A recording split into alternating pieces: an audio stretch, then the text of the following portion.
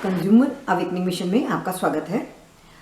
आज हम चर्चा करेंगे कंज्यूमर्स के कुछ डाउट्स हैं।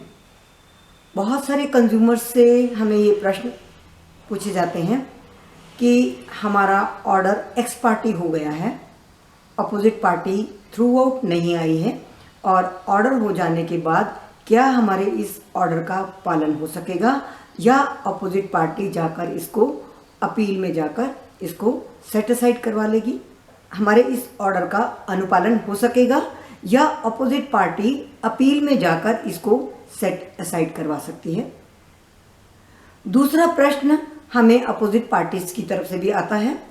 उनका भी यही भ्रम होता है कि हमें तो अपॉर्चुनिटी ही नहीं दी गई सुनने की, हम कोर्ट में एक बार भी गए नहीं, हमें नोटिस मिला ही नहीं, हमें पता ही नहीं चला, हमारे विरुद्ध ऑर्डर हो गया और हमें कॉपी जब मिली है तो ऐसा कैसे हो सकता है, ये तो अगेंस्ट नेचुरल जस्टिस है, कोर्ट ऐसे कैसे कर सकता है, हम तो इस ऑर्डर को न माने तो हम क्या कर सकते हैं, क्या हम अपील में जा सकते हैं।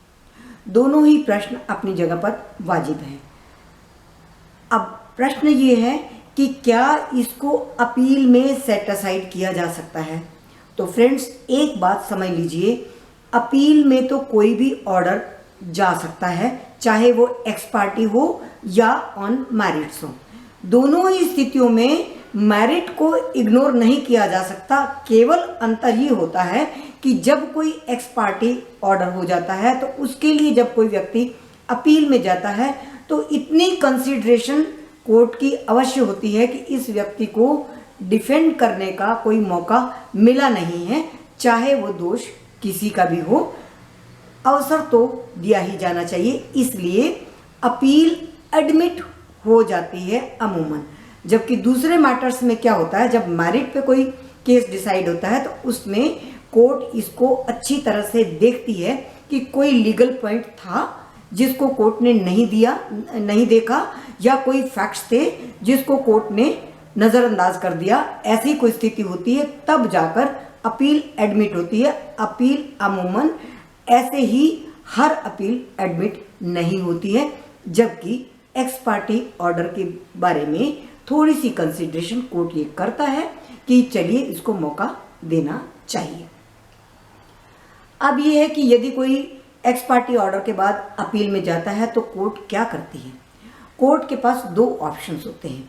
एक तो वो उसको मैरिट पे डिसाइड भी कर सकती है, इसमें पूरा केस चलता है।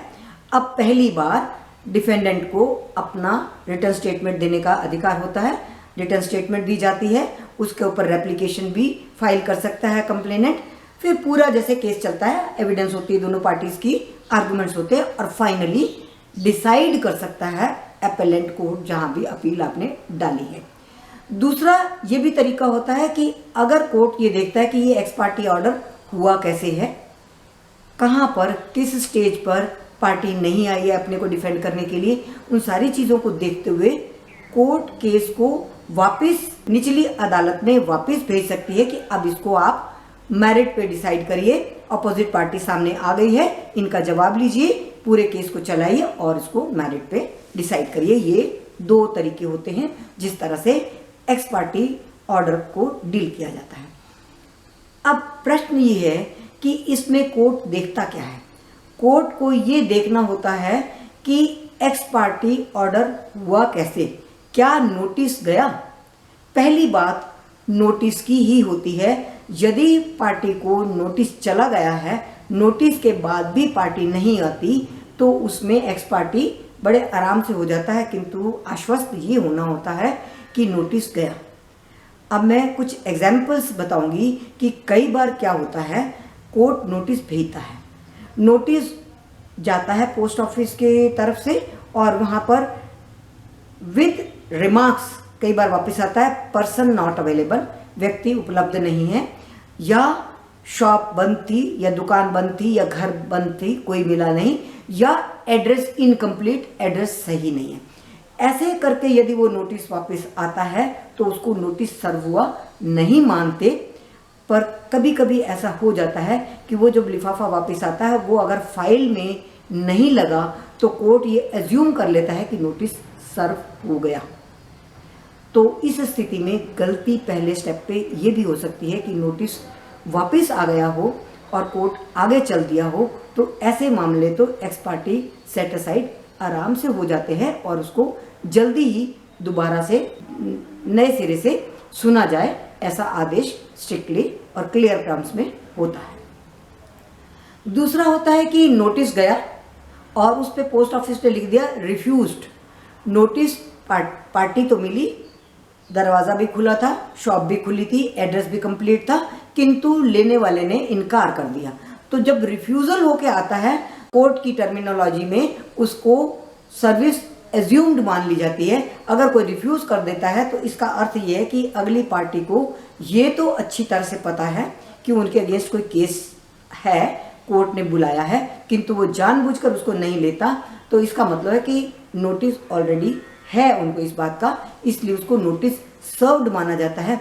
तब भी कोर्ट 2-3 डेट ज़्यादा से ज़्यादा इंतज़ार करने के बाद एक्स पार्टी प्रोसीडिंग्स कर देता है, एक्स पार्टी प्रोसीडिंग करके ऑर्डर कर देता है। अब ये देखना है कि तीसरी स्थिति क्या होती है। तीसरी स्थिति ये होती है कि कोर्ट से नोटिस गया, नोटिस रिसीव कर लिया गया, पार्टी आ गई, पार्टी ने आकर कंप्लेंट की कॉपी ले ली, लेकर जवाब देने की जो डेट दी गई उसके बाद वो बिल्कुल ही नहीं आया। इसका अर्थ ये लगाया जाता है कि पार्टी के पास अपने को डिफेंड करने के लिए कोई भी वाजिब कारण नहीं है और वो केस को कंटेस्ट करना ही नहीं चाहता।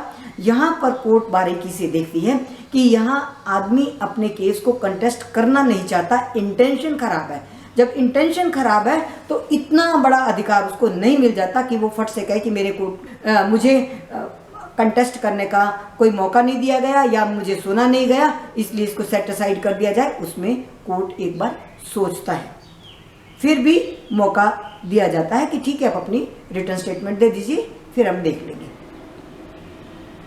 और एक स्थिति ये भी होती है कि रिटर्न स्टेटमेंट भी जब दे दी गई, एविडेंस भी दे दी गई, आर्गुमेंट की स्टेज पे नहीं पहुंचा। यदि कोई व्यक्ति आर्गुमेंट की स्टेज पे नहीं पहुंचा, उसने अपना रिटर्न स्टेटमेंट भी दे दिया और उसने अपने एविडेंस भी दे दी, एविडेंस मीन्स शपथ पूर्वक उसने ये कह दिया कि मेरा वर्षन क्या है, तो उसके बाद कोई खास एक्स पार्टी नहीं रह जाती, क्योंकि आर्गुमेंट के स्टेज पे नहीं भी आया तो जो भी डॉक्यूमेंट्स अवेलेबल हैं, जो भी प्लीडिंग्स उसने की हैं, उनके आधार पर कोर्ट एक्स पार्टी कहा जरूर जाएगा कि आर्गुमेंट की डेट पे वो नहीं आया, किंतु उसको इतना कंप्लीटली एक्स पार्टी नहीं माना जा सकता और एपेलेंट कोर्ट की मर्जी है कि वो इसको कहे कि सेट असाइड करने की कोई आवश्यकता नहीं है, आपने तो पूरे सारे डॉक्यूमेंट्स दे दिए हैं और मेरिट पे ही ये केस डिसाइड हुआ है। तो हो सकता है कोर्ट उसको एक्स पार्टी ऑर्डर को सेट असाइड न करे। तो ये उन लोगों के लिए एक बड़ी सूचना है कि ऐसा मत समझिए कि आप लास्ट स्टेज पे नहीं आए तो आपने एक्स पार्टी ऑर्डर करवा लिया और अब आपका अधिकार हो गया कि नहीं जी, ये तो हमें सुना नहीं गया और इस ऑर्डर को सेट असाइड किया जाए, ऐसा नहीं होता है। अब हम चलते हैं, बहुत सारी ऐसी सिचुएशंस होती हैं जहां पर अपोजिट पार्टी जानबूझकर जवाब नहीं देना चाहती। हम आपको कुछ उदाहरण बताएंगे। जैसे बहुत सारे बॉडी केयर सेंटर्स या ब्यूटी पार्लर्स ऐसे हैं जो ये एडवर्टाइज करते हैं कि हम आपका इंच लॉस, वेट लॉस कर देंगे, इतने दिन का पैकेज है, इतने महीने का पैकेज है, इतना मनी इन्वॉल्व है, आपको कोई डाइटिंग नहीं करनी है। ये एडवर्टाइजमेंट देने के बाद जब पार्टी कांटेक्ट करती है उस बॉडी सेंटर को, बॉडी केयर सेंटर्स को या जो भी हेल्थ केयर सेंटर्स हैं, तो उनको एक चार्ट पकड़ा दिया जाता है कि ये लीजिए, ये आपका डाइट चार्ट है, इसको मेंटेन करना है, रेगुलरली इतना दिन में आना है, ये यहाँ पर खाना है, इतना आपने एक्सरसाइज करनी है, वो सारी चीज़ें डिटेल में बता देते हैं। बताने के बाद होता क्या है कि जब भी उनका जो परफॉर्मेंस ठीक नहीं होती या वेट लॉस नहीं होता, इंच लॉस नहीं होता, ब्यूटीफाई नहीं कर पाते बॉडी को या फेस को, तो उसके बाद उनके पास ये आर्गुमेंट होता है कि आपने हमारे चार्ट को फॉलो नहीं किया, आपने हमारी इंस्ट्रक्शंस को फॉलो नहीं किया, आपने डाइट चार्ट को फॉलो नहीं किया, ये सारी चीज़ें वो कहते हैं और फिर पैसे उनके कभी भी उनको रिफंड नहीं मिलता, चाहे वो कितना ही बोलते रहें। इस तरह के केसेस जब आते हैं तो बहुत सारे केसेस में, अमूमन 99% केसेस में नोटिस लेने के बाद कोई भी वापस आता ही नहीं है डिफेंड करने के लिए। और बड़े मज़े की बात है कि डिफेंड करने भी नहीं आते, ऑर्डर भी हो जाता है और उस ऑर्डर को कंप्लाई भी कर देते हैं। क्या कारण होता है फ्रेंड्स, इसको समझिए। कारण ये होता है कि कोई भी आकर जवाब देना नहीं चाहता, क्योंकि ना तो वो कोर्ट की इंस्ट्रक्शंस चाहता है कि कोर्ट कहे कि आपने एडवर्टीजमेंट में तो ये कहा था कि कोई डाइट चार्ट नहीं होगा, किंतु आपने डाइट चार्ट क्यों किया। आगे के लिए उनको एक परमानेंट इंजंक्शन लगा दी जाएगी, परमानेंट उनको इंस्ट्रक्शन दे दी जाएगी या डायरेक्शन दे दी जाएगी कि इस तरह के एड्स आप मत दीजिए। तो उसको वो सुनना ही नहीं चाहते, वो चुपचाप एक जो केस है उस केस का ऑर्डर होने देते हैं और उसके ऑर्डर को कंप्लाई भी कर देते हैं। इस तरह के एक्स पार्टी ऑर्डर भी सेट असाइड नहीं होते।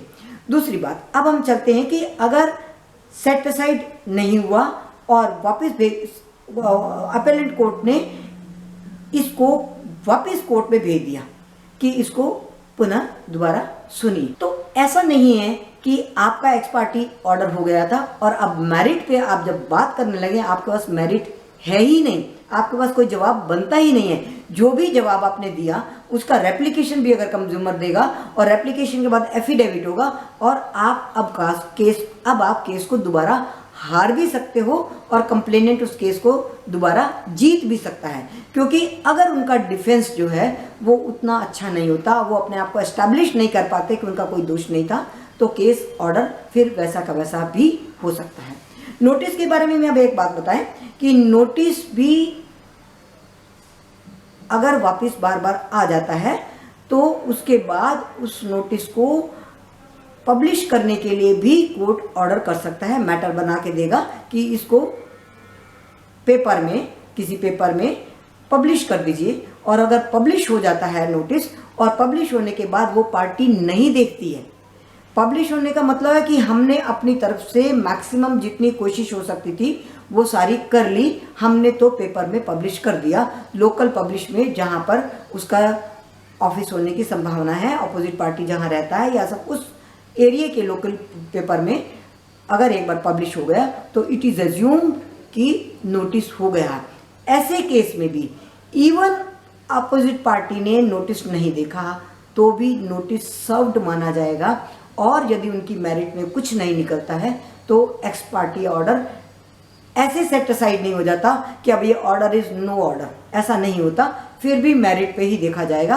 अगर मेरिट पे केस साउंड पोजीशन में है और कंज्यूमर अच्छी तरह से एस्टैब्लिश कर पाया अपना केस, तो ज़रूरी नहीं है कि एपेलेंट कोर्ट उसको सेट असाइड करे या वापस भेजे। थोड़ा बहुत और उसको मौका देकर, अपोजिट पार्टी को मौका देकर उसके से रिटर्न आर्गुमेंट्स या रिटर्न स्टेटमेंट मंगवाकर कोर्ट वहीं का वहीं उसको मेरिट पे डिसाइड भी कर सकता है। तो ये एक भ्रम है दोनों को ही। कंज्यूमर भी बहुत परेशान होता है कि बहुत बार हमने नोटिस भी दिलवाए और कई महीनों तक वेट भी किया, 3-4 डेट में वेट भी की, उसके बाद भी अपोजिट पार्टी नहीं आई। अब देखिए हम कोर्ट ने हमारे सारे डॉक्यूमेंट्स को देकर ऑर्डर भी कर दिया, तो अब हम कहाँ ठहरेंगे अगर अपोजिट पार्टी आकर ये कह देती है कि हमें तो सुना ही नहीं गया।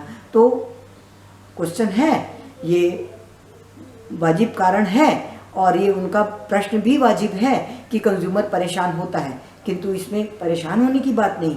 यदि ऐसा होता भी है तो अपोजिट पार्टी को फिर भी मेरिट पे अपने केस को सिद्ध तो करना ही पड़ेगा, और अगर वो अपने केस को डिफॉल्टर नहीं है, उसका कोई दोष नहीं है, ये नहीं सिद्ध कर पाता, तो भी कंज्यूमर के फेवर में फिर भी ऑर्डर हो जाएगा।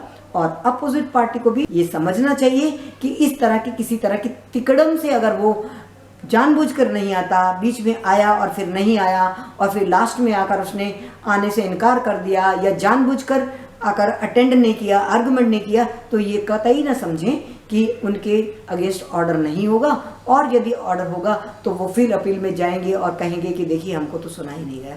सुने जाने का जो भी प्रोसीजर होता है वो कोर्ट तय करेगा कि कितना सुना गया, कितना सुना जाना था और कितना आपने इग्नोर किया, आपने खुद जानबूझकर ना नोटिस लिया ना जवाब दिया। जैसे मैंने आपको उदाहरण बताया कि कुछ केसेस में कुछ लोग तो आना ही नहीं चाहते, क्योंकि लॉ है ये कि जिस केस में ऑर्डर हुआ है वो उसी केस के लिए है, बाकी केसेस के लिए नहीं है। तो कुछ लोग मैलाफाइड प्रैक्टिसेस करते रहते हैं, अनफेयर ट्रेड प्रैक्टिसेस करते रहते हैं और नहीं चाहते कि उसको डिसकंटिन्यू किया जाए, इसलिए वो आते ही नहीं, उसी केस का जो ऑर्डर होगा उसको कंप्लाई कर देते हैं। अब 100 में से एक व्यक्ति या 100 में से 4 लोग व्यक्ति या 10 व्यक्ति ही तो कोर्ट में जा पाएंगे, सब तो कोर्ट में नहीं जा पाते और बाकी लोग जो हैं इसी तरह से सफ़र करते हैं। तो ये हमने आपको बताया कि इस भ्रांति को दूर कर लीजिए, कंज्यूमर को घबराने की आवश्यकता नहीं है और अपोजिट पार्टी को एब्सेंट रहकर बहुत खुश होने की भी आवश्यकता नहीं है। Thank you very much. बने रहिए हमारे साथ, हमारे चैनल को सब्सक्राइब कर लीजिए, अधिक से अधिक शेयर करिए हमारे वीडियोस को, पसंद हो तो लाइक करिए। हम फिर मिलेंगे इसी तरह के एक नए विषय के साथ। Thank you very much.